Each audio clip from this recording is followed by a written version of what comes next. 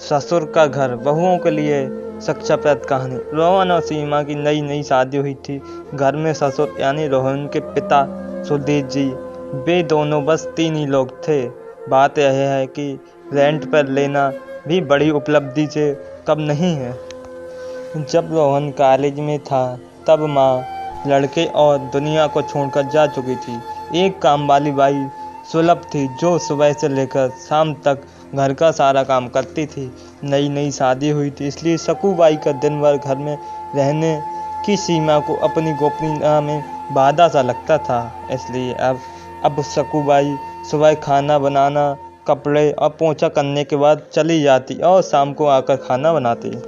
सकू बाई की दोपहर की गैर हाजिरी से कई छोटे मोटे काम दिखने लगे, जिससे कि ज़्यादातर काम बिना कहे सुधीर जी ये सोच कर लिया करते थे कि बहू को मदद हो जाएगी। लेकिन बहू सोचती थी कि ससुर को औरतों के काम में दखल देने की आदत है। एक दिन का मौका देखकर सीमा ने रोहन से कहा, क्यों ना हम बाबूजी को वृद्ध आश्रम भेज दें। बस एक बार पैसा भर दूंगा और उन्हें भी अपनी उम्र के लोगों के साथ मिल जाऊंगा। हम भी अपने निजी के बारे में ज़्यादा डाक नहीं डालेंगे। रोहन ने सीमा की बातों पर ध्यान नहीं दिया। कुछ ही दिन बीते थे कि बापूजी अपने दोस्तों के साथ एक हफ्ते के दौरे पर गए और इत्तेफाक से इसी दौरान सकू बाई भी छुट्टी पर थी।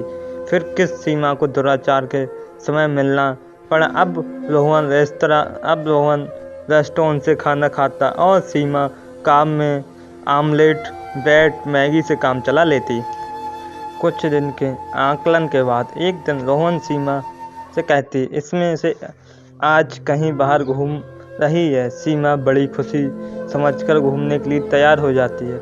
रोहन सीमा अपने घर से 4 किलोमीटर दूर एक चुनौती आता है। एक आदमी रोहन के हाथों में एक चाबी देता है। रोहन उस चाबी को लेकर चाल के एक कमरे का दरवाजा है। एक कमरा खुलते ही 2 कमरे बाद उस छोटे से अंधेरे घर के अंदर रोहन सीमा को लेकर जाता है और कहता है, कैसा लगता है हमारा नया घर। रोहन कहता है, हम अगले महीने इसी मकान से किराएदार से लेकर अगले महीने रहेंगे और अपनी प्राइवेसी का मजा लेंगे। अभी मेरी कमाई के होश से हम इसे फर्ज कर सकते हैं।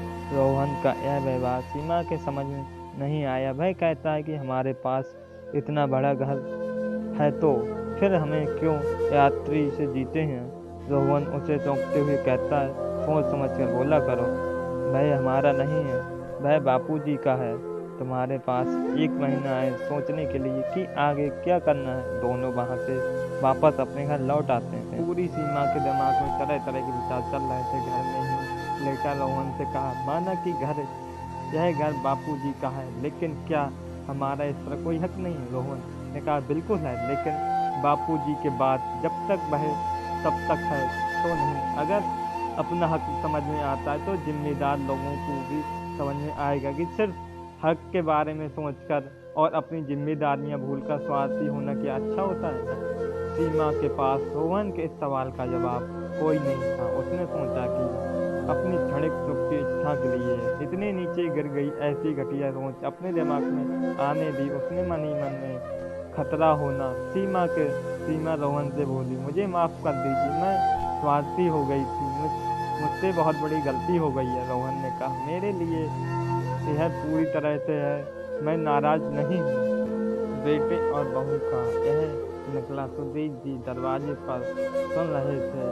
उन्होंने आकाश की ओर देखा, भगवान का धन्यवाद किया, धन्य हो जो पुत्र ऐसा जन्म दिया। उन्होंने दरवाज़ा खटखटाया। बहू ने दरवाज़ा खोला तो उनके हाथ में चिपकी गरम गरम समोसे की खुशबू आने लगी। ससुर ने अपनी बहू से कहा, वो कोने वाले हलवाई के पास से लाया हूँ, महाराज बहुत पसंद है ना। सीमा को अपने ससुर के प्रति विचार और ससुर के प्रति प्रेम, उन दोनों में विवाद आता है कि उनकी आंखों में पश्चाताप के आंसू और चेहरे पर अपने परिवार के प्यार के कारण मुस्कान आ गई। दोस्तों, इंसानी दिमाग में दिन भर में हजारों विचार आते हैं, कुछ अच्छे कुछ बुरे, लेकिन किसी भी विचार के शब्दों में परिवर्तन करने से पहले कई कारण बनते हैं। अक्सर विचार और वास्तविकता एक दूसरे से मेल नहीं खाते हैं। हमारे बुजुर्ग जो हमें दुखी करते हैं, इसलिए हम बात में चिढ़ पकड़ लेते हैं। ऐसा इसलिए होता है क्योंकि हम लालची दिखते हैं और हम उनके योगदान को समझ नहीं पाते। वह हमारे जीवन में बहुत अहमियत रखते हैं। दोस्तों, वीडियो अच्छी लगी हो तो चैनल को लाइक करें, शेयर करें और सब्सक्राइब करें और बेल आइकन को प्रेस करें, ऑल पर सेट करें। आपका कीमती समय देने के लिए धन्यवाद। आप हमारी अगली वीडियो देखने ना मिले। आप कोई भी कमेंट हमारी यूट्यूब के कमेंट के माध्यम से हमें आप कमेंट कर सकते हैं, हमें बता सकते हैं, कोई भी टॉपिक के लिए बता सकते हैं और हमारे इंस्टाग्राम पेज को भी फॉलो